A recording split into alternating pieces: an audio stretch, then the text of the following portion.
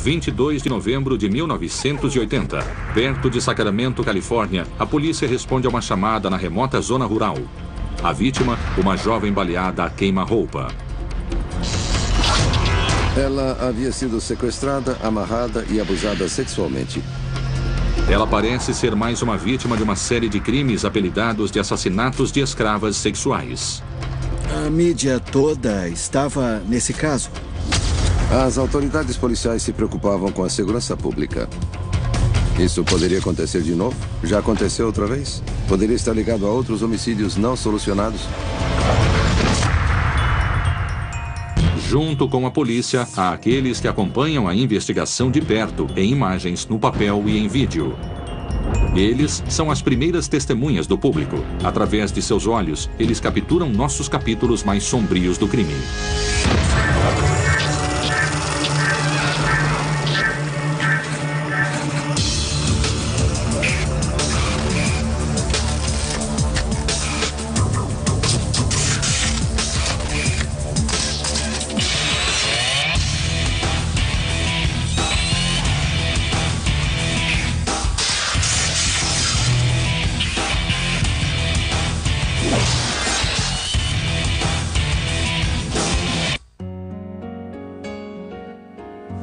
Junho de 1980, condado de Curry, Oregon.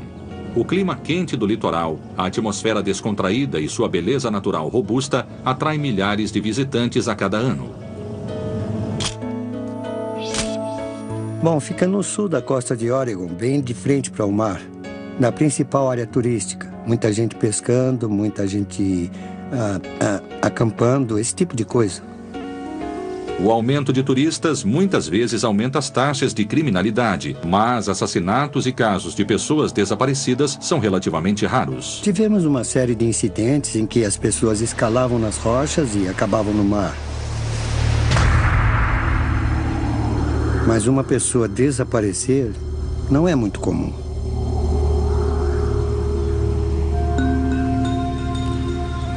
Na época, Linda Aguilar é uma moradora local que vive na cidade costeira de Port Orford.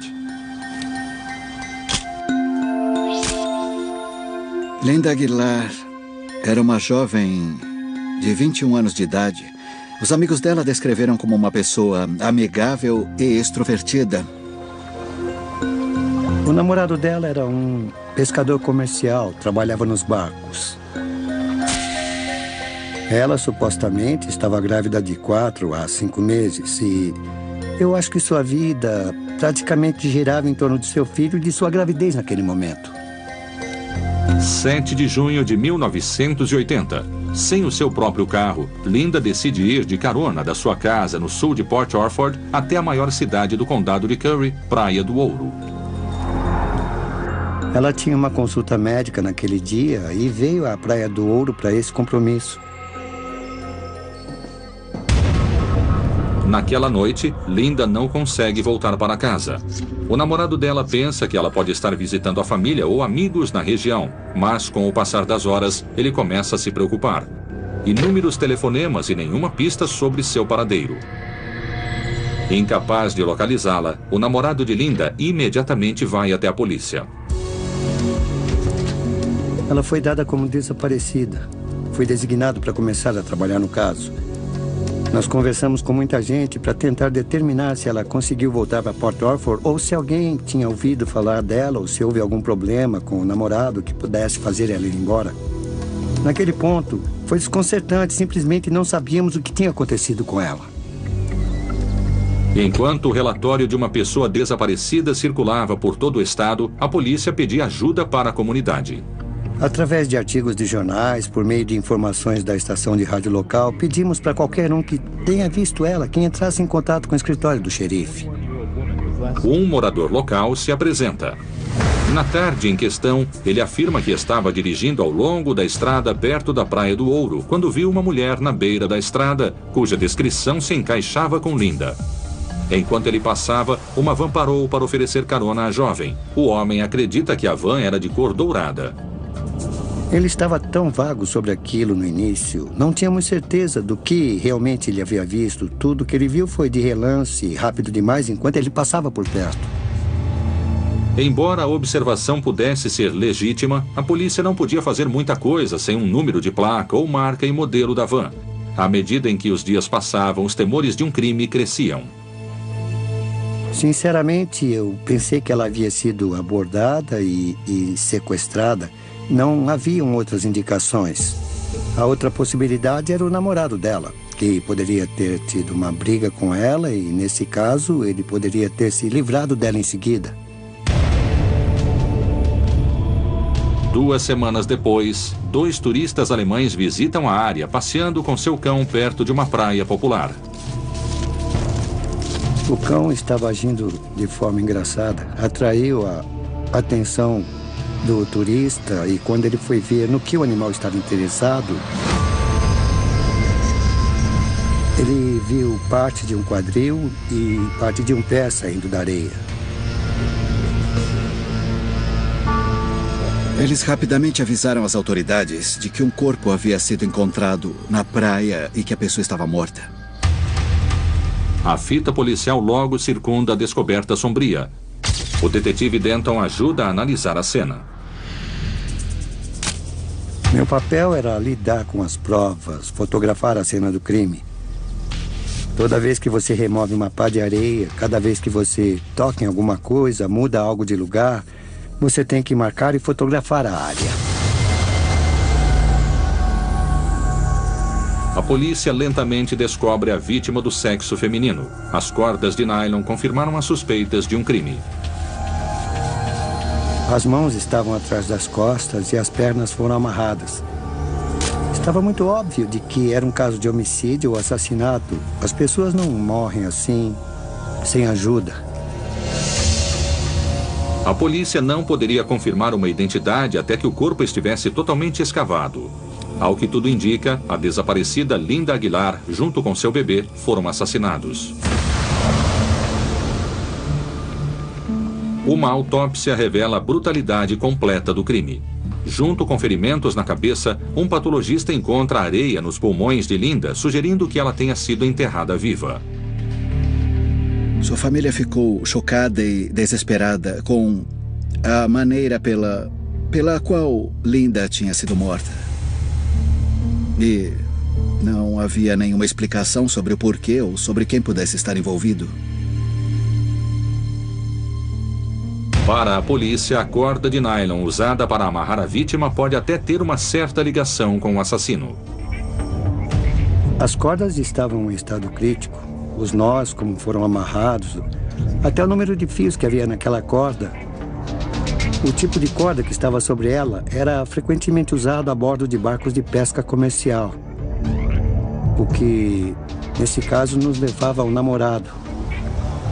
Nós pegamos um pedaço dela, fomos para o barco de pesca que ele trabalhava e verificamos outra corda para ver se correspondia com qualquer outra coisa.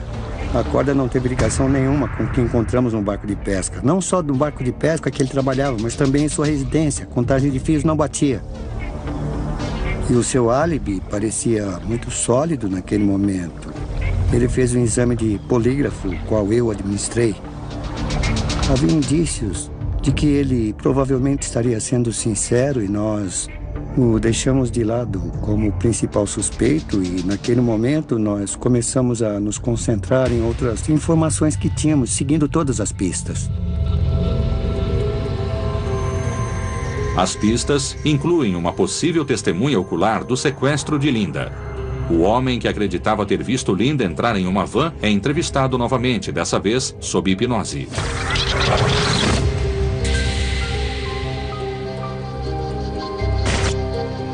O homem agora sente que o motorista da van tinha a pele escura. Ele se lembra de uma figura menor sentada ao lado dele no banco do passageiro. A testemunha é incapaz, no entanto, de lembrar todos os detalhes da placa do veículo.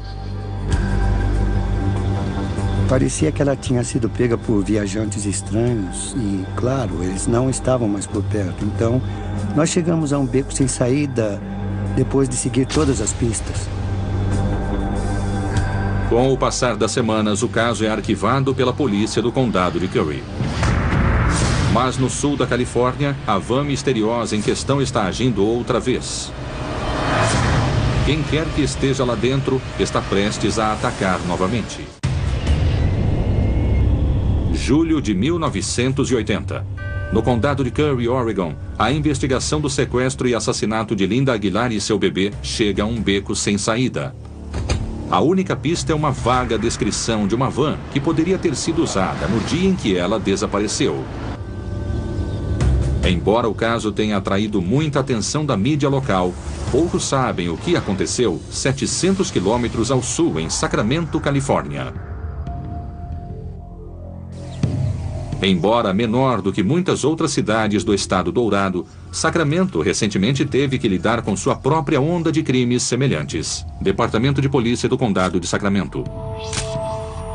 Na época, Sacramento era uma grande área metropolitana, mas a taxa de homicídios, de roubo e de violência sexual naquela região era muito elevada para uma comunidade tão conservadora. Apesar de viver no calmo oeste de Sacramento, Virginia Mokel, de 34 anos, está bem ciente dos perigos que espreitam qualquer área urbana. Virginia passa suas noites trabalhando em um bar local. Ela era garçonete, muito simpática, extrovertida, todos que a conheciam a amavam. Era um bar bem tranquilo. Todos os moradores eram harmoniosos. E eles a protegiam, cuidavam dela. Quando não estava no trabalho, Virginia passava a maior parte de seu tempo livre com os filhos. Seus hobbies eram seus filhos. Eles eram a sua prioridade. Ponto final. Não havia nada mais importante na sua vida do que os seus filhos. Eu acho que ela trabalhava para manter, principalmente, minha irmã e eu. Ela me amava muito, era mimado. Eu lembro que ela era uma ótima mãe. 16 de julho de 1980. Virginia se despede de seus filhos e vai para o trabalho. A noite começa com um turno aparentemente normal. Os clientes são, na maioria, frequentadores, mas também existem alguns rostos desconhecidos no meio da multidão. Com o cair da noite, Virginia fica para trás para fechar o bar. Ela me dizia que, geralmente, havia um ou dois caras que ficavam esperando até que ela trancasse a porta do bar e entrasse no seu carro. Mas, por alguma razão, naquela noite, eles não ficaram. Ela disse que eles poderiam ir embora, que ela ficaria bem. Ela foi pro estacionamento, entrou no carro e ela estava pronta para ir embora quando bateram na janela. Pela manhã, sem nenhum sinal de Virginia, amigos e membros da família passam o resto do dia tentando localizá-la. Eu não conseguia entender. Não era uma coisa normal ela deixar de vir para casa. Eu estava muito preocupada. Curiosamente, o carro de Virginia ainda está no estacionamento do bar. O carro dela estava aberto, como se ela estivesse para entrar nele.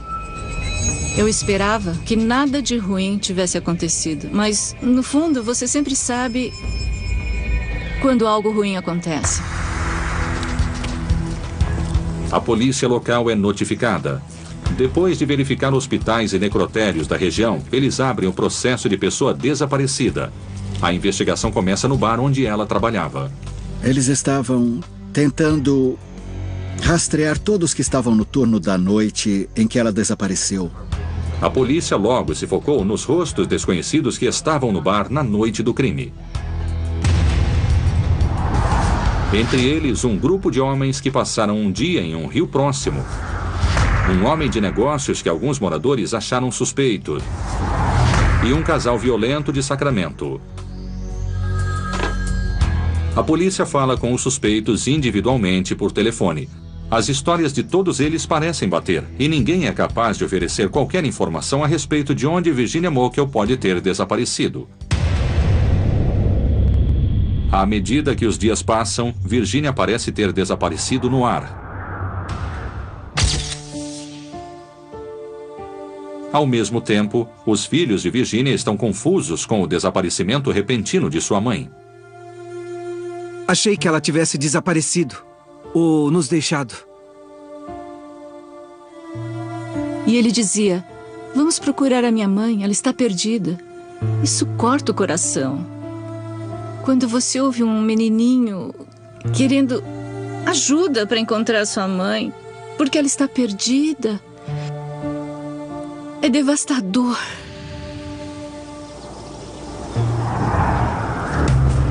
2 de outubro de 1980. Ao longo do rio Sacramento, quilômetros de onde Virginia trabalhava, pescadores encontram algo na beira do rio. É o corpo de Virginia Mokel, escondido debaixo de alguns arbustos. A polícia local, seguida por detetives de homicídios, vão para a cena. Muito parecido com o caso de Linda Aguilar em Oregon, as mãos de Virginia Mokel foram amarradas. Em vez de corda, linha de pesca tinha sido utilizada. Nesse mesmo dia, a família de Virginia recebe a trágica notícia. O xerife veio até a minha casa para me avisar. E eu não podia acreditar. Por que alguém faria uma coisa como essa? Ela não fez nada a ninguém.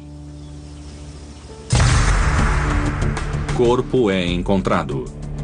Em um intervalo de poucos meses, 2 mulheres foram sequestradas e assassinadas ao longo da costa oeste americana. Linda Aguilar em Oregon e agora Virginia Mokel na Califórnia. Apesar da polícia ainda ter que ligar os casos, um ataque descarado nos próximos meses iria expor um assassino em série, o que provocou uma caçada interestadual por um dos criminosos mais enrolados da América. Novembro de 1980, a polícia do condado de Curry, Oregon, e do oeste de Sacramento, Califórnia, tem em mãos assassinatos não solucionados. Os mortos são Linda Aguilar e Virginia Mokel, encontradas semi-enterradas perto da água e com as mãos amarradas. Sem saber que um assassino em série está à solta, moradores de ambas as regiões seguem sua rotina diária.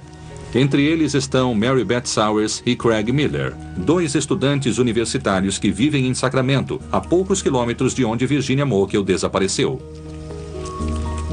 Mary Beth Sowers era uma estudante universitária de 21 anos. Estava planejando se casar com Craig Miller. Ambos estudavam na Universidade Estadual de Sacramento. Eram muito apaixonados, formavam o casal ideal.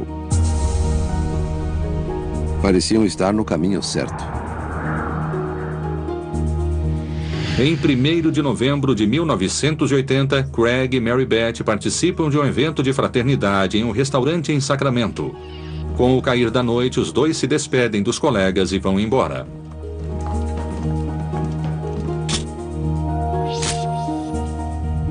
Eles deixaram o restaurante logo após a 1h da manhã e estavam no estacionamento quando foram abordados por alguém segurando uma arma que os forçou a entrarem no carro. Entrem logo!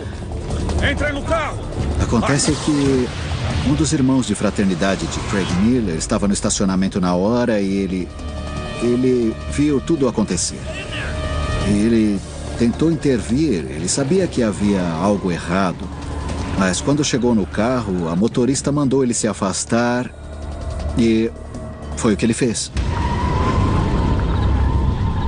O carro vai embora com Craig e Mary Beth dentro. Na manhã seguinte, a testemunha fala com a polícia. Ele entrou em contato com as autoridades para dizer que seus amigos tinham sido raptados.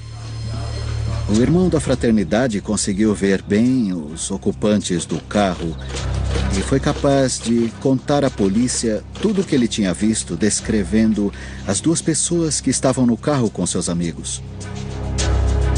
Felizmente, ele afirma se lembrar do número da placa do veículo misterioso. A polícia confirma para a família de Mary Beth e para os amigos de Craig que eles estão desaparecidos e iniciam uma investigação. Perturbador e muito parecido com o caso envolvendo Virginia Mokel, o carro de Mary Beth ainda está no estacionamento do restaurante. As chaves se encontram no chão, perto do carro. Suas famílias estavam muito preocupadas. Eles sabiam que, com base na declaração do irmão da fraternidade de que tinham sido forçados a entrarem no carro, provavelmente aquela situação não era muito boa. A polícia procura o número da placa, anotado pela jovem testemunha. De acordo com seus arquivos, o carro com essa placa estaria registrado em nome de uma moradora local de 24 anos chamada Charlene Williams. Charlene veio de uma família muito privilegiada. Seu pai era dono de uma rede de supermercados. Ela tinha tudo do bom e do melhor. A polícia visita a casa dos pais de Charlene. Ela nega ter estado nas proximidades do restaurante em que Craig e Mary Beth estiveram. A polícia observa em silêncio, no entanto, que o veículo estacionado do lado de fora parece ser a combinação perfeita da descrição dada pela testemunha, até mesmo os assentos. Quando pressionada, Charlene explica que na noite anterior ela havia saído com o namorado no carro dele, que também estava estacionado na casa. A polícia também anota a placa do carro dele. Charlene foi capaz de convencê-los de que ela estava em outro lugar no momento. E eles acreditaram no que ela estava dizendo. A polícia decidiu que ela não estava envolvida e então foram embora. Naquela tarde, a nordeste de Sacramento, um homem e um menino estão andando em uma área rural quando percebem algo incomum na estrada à frente. Chegando mais perto, eles dão de cara com algo horrível. O corpo de um jovem. Tinha sido morto com tiros a queima-roupa. A polícia chegou e identificou a vítima como Craig Miller, de 22 anos, ainda vestindo seu terno da noite anterior. Já que uma identificação positiva tinha sido feita e sua família notificada, a polícia em seguida continuou a busca frenética pela parceira dela, Mary, na esperança de que ainda estivesse viva. Enquanto alguns agentes se espalhavam pela área rural, outros procuram provas na cena do crime. Nas proximidades, eles encontram 3 cápsulas de calibre 25, o que corresponde a 3 ferimentos de bala na cabeça e pescoço de Craig. Nenhum vestígio da noiva de Craig, Mary Beth, de 21 anos, é encontrado na área. Agora, com um claro caso de homicídio, a polícia tenta visitar Charlene Williams novamente, a mulher cujo carro eles acreditam ter sido flagrado quando Craig e Mary Beth desapareceram. Curiosamente, ela agora está longe de ser encontrada. Ao mesmo tempo, a polícia faz uma descoberta surpreendente. Traçando o número da placa do carro do namorado de Charlene, a polícia descobre que o veículo está registrado em nome de Stephen Fale, um nome ligado à investigação de Virginia Mokel. Stephen e Charlene parecem ser o mesmo casal que passou pelo bar no oeste de Sacramento na mesma noite em que a garçonete desapareceu. No mesmo dia, os pais de Charlene aparecem com outra revelação surpreendente. Eles explicam que Stephen Fale é apenas um pseudônimo usado pelo namorado de sua filha. Seu verdadeiro nome é Gerald Gallego. Gerald Gallego era um homem branco de 30 e poucos anos. Como nasceu em Sacramento, ele se envolveu em crimes locais. Foi enviado para diferentes instalações juvenis. À medida que envelhecia, ele foi se envolvendo em crimes mais violentos. Seu registro inclui numerosos assaltos, bem como denúncias pendentes de estupro, agressão sexual e de abuso sexual infantil. De acordo com os pais de Charlene, a filha estaria vivendo com o violento Gallego durante os últimos 3 anos. Ele tinha um histórico de ser capaz de encantar as mulheres e usou isso com a jovem Charlene quando se conheceram. A polícia agora acredita que Galego, de 36 anos, talvez com a ajuda de Charlene, possa estar por trás de 2 ou quem sabe 3 assassinatos diferentes. Embora a polícia ainda não saiba, o casal também vendeu recentemente uma van, muito parecida com a que foi vista dando carona para Linda Aguilar 6 meses antes em Oregon. Havia uma grande cobertura das estações locais de TV em Sacramento e na região da Bahia também. As autoridades policiais se preocupavam com a segurança pública. Havia um medo muito grande naquela área de Sacramento durante aquele período. É lançada uma busca pelo casal em todo o estado, agora que estavam foragidos. Se forem culpados, a polícia não tem muito tempo até que Gerald e Charlene ataquem novamente. 3 de novembro de 1980. A polícia do sul de Oregon e Sacramento, Califórnia, estão investigando os assassinatos brutais de Linda Aguilar, de 21 anos, Virginia Mokel, de 34 anos e Craig Miller, de 22 anos. A namorada de Craig, Mary Beth Sowers, continua desaparecida. Os principais suspeitos nos assassinatos recentes são Gerald Galego e sua namorada Charlene Williams, cujo paradeiro é desconhecido. Se a polícia estiver certa, podem estar caçando uma raça perigosa de criminosos. Normalmente, a maioria dos assassinos em série trabalha sozinho. Eles geralmente vêm de um passado onde são solitários. São sociopatas. É muito raro hoje em dia ver um casal trabalhando nisso em conjunto. Para a polícia, o elo fundamental para chegar ao casal fugitivo são os próprios pais de Charlene. Bom, eu acredito que os pais ficaram chocados quando souberam que sua filha poderia estar envolvida. Porque para eles, se alguma coisa acontecesse, era porque ela tinha sido forçada a participar.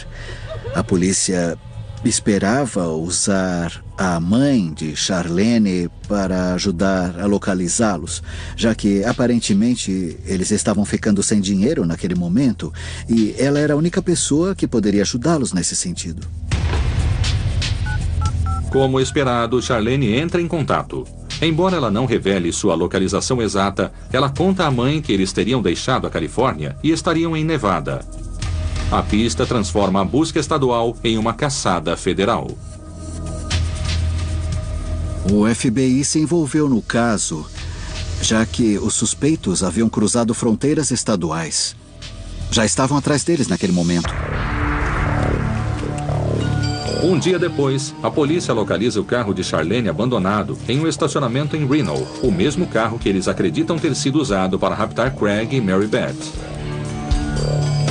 Enquanto os especialistas forenses vasculham o veículo atrás de pistas, outros oficiais seguem o casal até Utah, antes de perdê-los novamente depois de uma parada em Salt Lake City, Reno, Salt Lake City. Em 16 de novembro de 1980, a polícia finalmente consegue o que estava esperando. Depois de vários dias em fuga, Gerald e Charlene começam a ficar desesperados.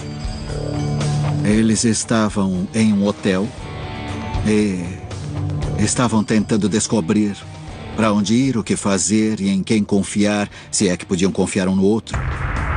Eles estavam com um pouco dinheiro e, por isso, a polícia esperava que eles entrassem em contato com a mãe para ajudá-los por um tempo. Charlene entra em contato mais uma vez. O casal aparentemente saiu de Utah e foi para o estado de Nebraska. Sua mãe implora para que ela se entregue, mas também se compromete a enviar o dinheiro a um local específico na cidade de Omaha. Temendo pela segurança de sua filha, a mãe de Charlene conta o plano à polícia. 17 de novembro de 1980, 11 horas da manhã, em Omaha, Nebraska. Agentes do FBI à paisana assumem posições dentro e fora do estabelecimento onde seria feita a transferência do dinheiro.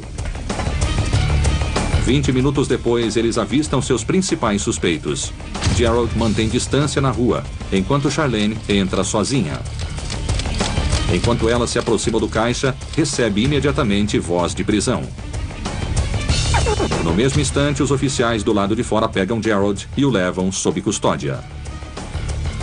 As autoridades o cercaram e ele se entregou sem incidentes. A FBI captura Galego em Nebraska. Depois de incontáveis horas de investigação, a polícia sabe que acabou de prender 2 dos criminosos mais perigosos da América. Uma vez que Gerald Galego e Charlene foram presos e considerados os suspeitos de diferentes homicídios na região de Sacramento, o público em geral ficou bastante aliviado. Houve uma calmaria dentro da área de Sacramento. Mas a prisão chega tarde demais para mudar o destino de uma vítima desaparecida. A nordeste de Sacramento, caçadores se deparam com o corpo de uma jovem jogada em uma vala. A polícia confirma que a vítima é Mary Beth Sowers, de 21 anos. E como seu noivo Craig Miller, ela também foi baleada 3 vezes na cabeça. A polícia encontra 3 cartuchos de calibre 25 perto do corpo. O clima era muito solene, muito sério. Quando você tem um homicídio dessa natureza, isso mexe muito com o sentimento dentro da comunidade policial. Enquanto a família de Mary Beth recebe a notícia, a polícia trabalha para construir um caso forte contra os galegos.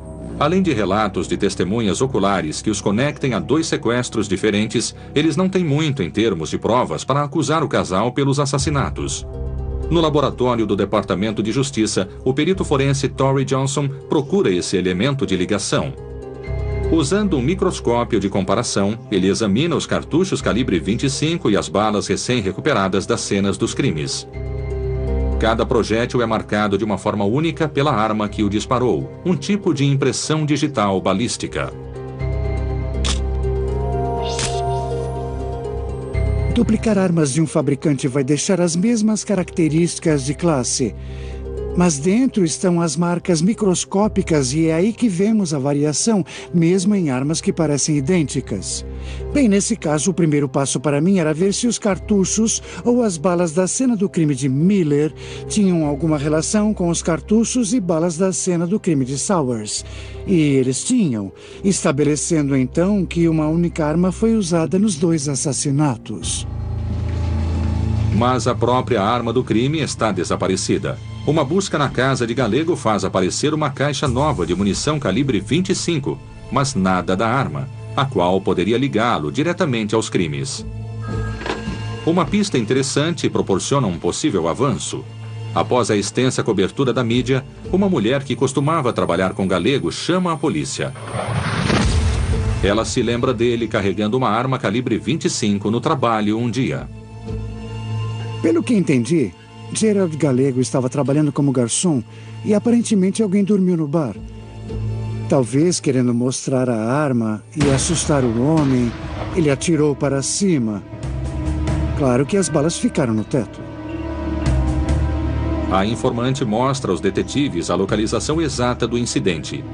Embutidas no teto, eles encontram uma série de balas calibre 25. De volta ao laboratório, elas são analisadas pelo microscópio de comparação, juntamente com as balas recuperadas dos corpos de Craig e Mary Beth. Surpreendentemente, elas são a combinação perfeita. Eu seria capaz de dizer que a arma usada para disparar as balas no teto foi a mesma usada para matar Craig Miller e Mary Beth Sowers. Então confirmamos que as balas do assassinato combinavam com as balas no teto que foram disparadas pelo suspeito. Somando as evidências, o exame da caixa nova de munição da casa de Galego revela uma pequena imperfeição no selo do fabricante, que fica na parte inferior de algumas balas. Uma visita à fábrica que faz as balas revela que um lote de milhares de balas nunca passaria pelo controle de qualidade com aquela imperfeição. Aquilo mostrou uma probabilidade de haver uma ligação entre a caixa de munição, as balas do homicídio e os cartuchos. Com as evidências se encaixando, uma espécie de confissão emerge do casal sob custódia. Ambos admitiram estar presentes quando Craig e Mary Beth morreram, mas um acusou o outro de ser o assassino. Gerald foi rápido para retratar Charlene como a assassina, alegando que ela havia disparado os tiros que mataram Craig. Já no caso de Charlene, ela estava dizendo exatamente o contrário, que ele havia matado Craig, abusado sexualmente e matado Mary, e que ela era apenas uma espécie de vítima, que foi forçada a participar, correndo risco de vida. Com o casal agora dividido, o maior desafio para a polícia está por vir. Vem da própria Charlene. O histórico de rapto, estupro e assassinato do casal é muito pior do que qualquer um jamais imaginou. Janeiro de 1982. A polícia da Califórnia tem Gerald Gallego e sua namorada Charlene Williams sob custódia pelo assassinato dos estudantes universitários Craig Miller e Mary Beth Sowers. Em conversas com a polícia, Charlene coloca a culpa dos recentes assassinatos diretamente sobre Gallego. Ela explica que era uma vítima intimada pela sua natureza violenta a participar dos crimes. Sabendo que pode enfrentar a pena de morte se for condenada, Charlene finalmente faz um acordo com a polícia. Ela concorda em testemunhar contra Gallego em juízo, bem como dar à polícia uma lista completa e detalhada de seus crimes. A história que se segue choca até mesmo os oficiais mais experientes. Charlene explica que pouco depois de se conhecerem, Gerald começou a compartilhar suas fantasias sexuais com ela. Uma das fantasias envolvia ter sua própria coleção de escravas sexuais. A fantasia, no entanto, logo se tornou realidade. Por insistência de Gallego, eles compraram uma van com uma cama na parte de trás e começaram a perseguir jovens mulheres. Foi com essa van que eles pegaram Linda Aguilar. Ela cometeu o erro de aceitar uma carona de um estranho e acabou se tornando uma vítima na época. Ela foi abusada sexualmente, espancada e enterrada viva. Mas Linda Aguilar não tinha sido sua primeira vítima. Ele pedia para que ela fosse fazer contato para atrair mulheres que fossem jovens de diferentes locais. 2 anos antes, em setembro de 1978, Charlene se aproximou de Vogue Kipp, de 16 anos, e Rhonda Scheffler, de 17 anos, em um shopping em Sacramento. Charlene conseguiu atrair as jovens, oferecendo maconha a elas. As jovens estavam dispostas a ir com Charlene porque ela parecia confiante, e aquela era a função de Charlene, e ela fez com perfeição. Assim que Charlene as levou para sua van, Gerald sacou a pistola e assumiu o controle. Eles a sequestravam. Ela assistia, enquanto ele abusava sexual e fisicamente daquelas mulheres. E depois, ele a deixava na van, levava as jovens para áreas remotas e as matava e se desfazia de seus restos mortais. Em junho de 1979, o casal atacou novamente. Eles pegaram Brenda Judge, de 14 anos, e Sandra Coley, de 13 anos, em uma feira no condado de Reno. As meninas foram estupradas e depois mortas. No ano seguinte, eles sequestraram as adolescentes Stacey Ann Redican e Karen Quiggs em um shopping em Sacramento. Seus corpos apareceram ao longo de um rio, foram espancadas até a morte.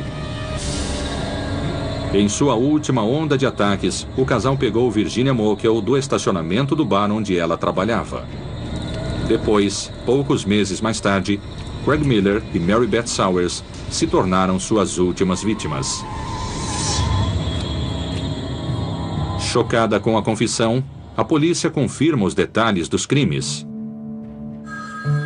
No condado de Curry, Oregon, o homem que passou meses investigando o assassinato de Linda Aguilar faz a descoberta.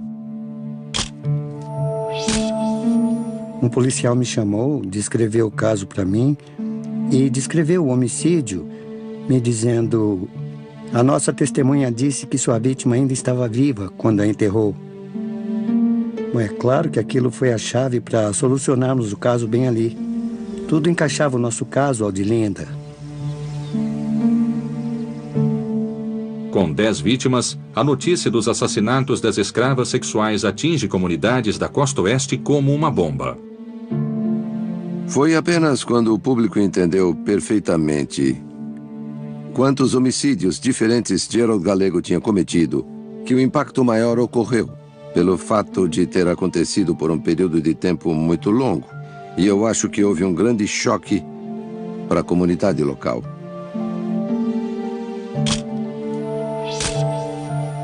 Senti muito pelas outras famílias, porque eu sei o que eles estavam passando. É uma pena que tantas pessoas tiveram que sofrer. Sabendo que só precisava de uma convicção para conseguir uma sentença de morte, o Ministério Público decide ir em frente com o seu caso mais forte primeiro. Em novembro de 1992, Gerald Gallego aguarda o julgamento na Califórnia pelos assassinatos de primeiro grau de Craig Miller e Mary Beth Sowers. Isso causou um grande rebuliço na mídia e foi acompanhado por ela durante toda a extensão do julgamento. Eu acreditava que ele seria considerado culpado. Ele tinha que ser. Ele tirou muitas vidas. Tudo pelo seu desejo. Ele era um canalha. Um completo canalha. Era um bandido.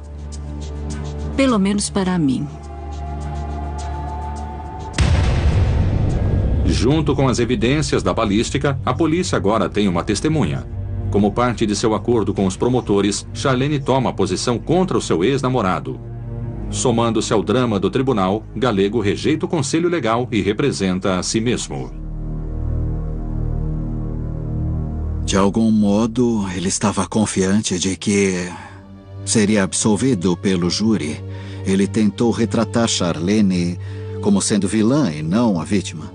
Ela conseguiu se conter muito bem e o júri acreditou nela.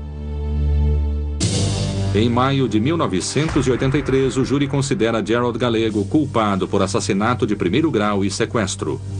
Ele foi condenado à morte por câmara de gás na prisão de San Quentin. Temendo que sua sentença de morte seja absolvida na Califórnia, os promotores acusam Gallego também em Nevada pelas mortes de Stacey Ann Redican e Karen Triggs. O resultado é uma segunda sentença de morte. Eu estava muito feliz, porque eu sabia que a justiça estava sendo feita naquele momento. Não é necessariamente olho por olho, dente por dente, mas ele havia tirado muitas vidas e eu acho que a vida dele também merecia ser tirada. Embora presente em cada assassinato, Charlene ficou com uma sentença mais leve, a qual irritou muitos. Como parte de seu acordo de confissão, ela recebe apenas 16 anos de prisão. Às vezes isso tem que ser feito para solucionar um caso. Sabe, não sabíamos como ela foi envolvida, não sabíamos do controle que ele tinha sobre ela, o quanto ela fez voluntariamente e tudo mais. Então sempre vai haver uma suspeita de que ela era mais uma jogadora do que ela realmente parecia ser. Em 1997, depois de cumprir sua sentença de 16 anos, Charlene Williams foi discretamente liberada da prisão. Quanto a Gerald Gallego, ele conseguiu adiar sua execução em inúmeras ocasiões através de apelos.